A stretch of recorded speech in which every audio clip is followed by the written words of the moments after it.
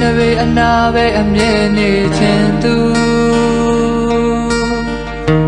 မင်းအတွက်အမြဲတမ်းအပြေခံလူတယောက်လို့မင်းလေးကြိုက်တယ်လို့အနိုင်ယူသွားလိုက်ပါမင်းမို့လို့အမြဲတမ်းမင်းအရှုံးပေးမယ်လို့မင်းလေးဆိုသမျှအမြဲလို့ခံသူပေးစားခြင်းလို့အချစ်ကိုခံယူ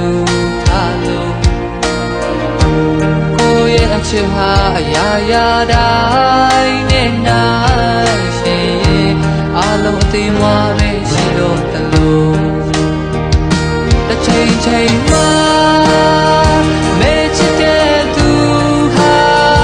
ကိုယ်ပဲဖြစ်မလားတခြားတယောက်ဖြစ်နေမလား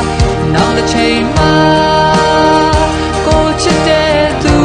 ဟာကိုနှစ်ဘေးနာမှာရှိမှရှိပါမလား